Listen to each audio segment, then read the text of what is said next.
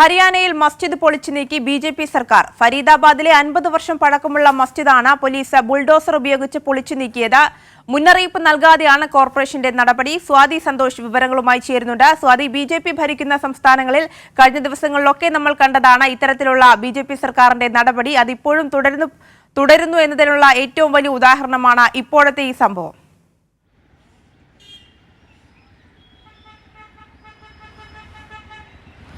ആര്യ, ഹരിയാനയിൽ ഫരീദാബാദിലാണ് 50 വർഷം പഴക്കമുള്ള മസ്ജിദ് പൊളിച്ചു നീക്കിക്കൊണ്ട് പോലീസും അതോടൊപ്പം മുനിസിപ്പൽ കോർപ്പറേഷന്റെ അധികാരികളും ചേർന്ന് നടപടിയിലേക്ക് പോയിട്ടുള്ളത്. ഇത് കുറേ നാളുകളായി 20 വർഷക്കാലമായി സുപ്രീം കോടതിയുടെ പരിഗണനയിലുള്ള കേസ് കൂടിയാണ്. ആ കേസ് ഇങ്ങനെ കോടതിയിലിരിക്കവെയാണ് ഇത്തരത്തിൽ പെട്ടെന്നുള്ളൊരു നീക്കം എന്നുള്ളതാണ് ഏറ്റവും പ്രധാനമായി ചൂണ്ടിക്കാണിക്കേണ്ടത്. പുലർച്ചെ ബുൾഡോസറുമായി എത്തി 250-ലധികം പോലീസിനെ വിന്യസിച്ചുകൊണ്ടായിരുന്നു അധികാരികളുടെ ഈ നടപടി.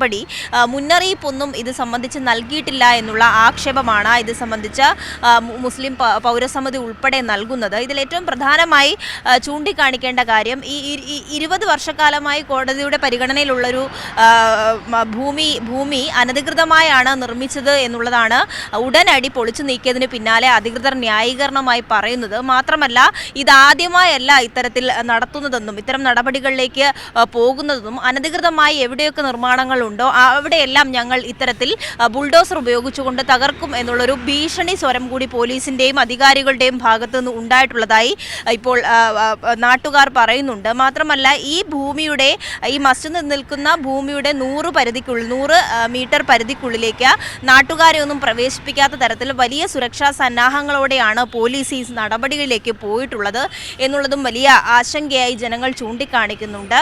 അടുത്തേക്ക് ആരെങ്കിലും വന്നു കഴിഞ്ഞാൽ, അതായത് ഈ 100 മീറ്ററിനുള്ളിലേക്ക് ആരെങ്കിലും പ്രവേശിച്ചു കഴിഞ്ഞാൽ അവർക്കെതിരെ ലാത്തി ചാർജ് വീശുമെന്നുള്ള ഒരു ഭീഷണി സ്വരം കൂടി പോലീസിന്റെ ഭാഗത്തു നിന്ന് ഉണ്ടായിട്ടുണ്ട്.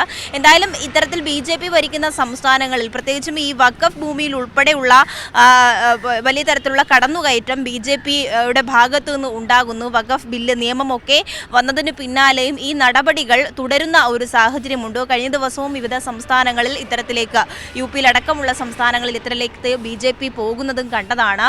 അധികാരികൾ ഒരു മുന്നറിയിപ്പും നൽകാതെ, നോട്ടീസ് നൽകാതെയാണ് ബുൾഡോസർ ഉപയോഗിച്ചുകൊണ്ട് അവരുടെ ബുൾഡോസർ രാജ് നടപ്പിലാക്കുന്നത് എന്നുള്ള ആക്ഷേപമാണ് ഇതിനോടകം ശക്തമാകുന്നത്. ആര്യ, തീർച്ചയായും സ്വാതി, യാതൊരു മുന്നറിയിപ്പും നൽകാതെയാണ് ഇത്തരത്തിലുള്ള കോർപ്പറേഷന്റെ നടപടി. ആ പ്രദേശത്തെ നിലവിലെ സാഹചര്യം എന്താണ്? ഈ ജനങ്ങളെല്ലാം തന്നെ പ്രതിഷേധത്തിലേക്ക് കടക്കുന്ന ഒരു സാഹചര്യമാണോ ഉള്ളത്?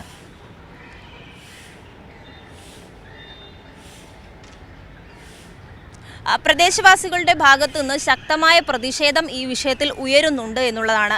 ഈ ഭൂമിയിൽ, അതായത് ഈ മസ്ജിദ് നിൽക്കുന്ന ഭൂമി അവിടെ മാത്രമല്ല ബുൾഡോസർ ഉപയോഗിച്ച് പൊളിച്ചു നീക്കിയത്, അതിൻ്റെ പരിസരത്തുള്ള കടകൾ കൂടി പൊളിച്ചു നീക്കുന്ന നടപടിയിലേക്കാണ് അധികാരികൾ പോയിട്ടുള്ളത്. അതുകൊണ്ട് തന്നെ ജനങ്ങളുടെ, അവിടുത്തെ പ്രദേശവാസികളുടെ ശക്തമായൊരു പ്രതിഷേധം ഈ വിഷയത്തിൽ ഉയരുന്നുണ്ട്. ഈ കേസുമായി ബന്ധപ്പെട്ട പൗരസമിതി ഒരു 17-18ഓളം പ്രദേശവാസികളെ ഉൾപ്പെട്ടുകൊണ്ടൊരു കമ്മിറ്റി രൂപീകരിച്ചിരുന്നു. ആ കമ്മിറ്റിയുടെ ഭാരവാഹികളടക്കം ഈ വിഷയത്തിൽ കടുത്ത പ്രതിഷേധവുമായി രംഗത്ത് വന്നിട്ടുണ്ട്.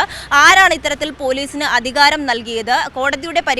സുപ്രീം കോടതിയുടെ പരിഗണനയിലുള്ള ഒരു ഭൂമി എന്തിന്റെ പേരിലാണ് അനധികൃത കയ്യേറ്റം എന്ന് പറഞ്ഞുകൊണ്ട് ഉടനടി ഒരു നടപടിയിലേക്ക് പോലീസും അധികാരികളും പോയിട്ടുള്ളത്.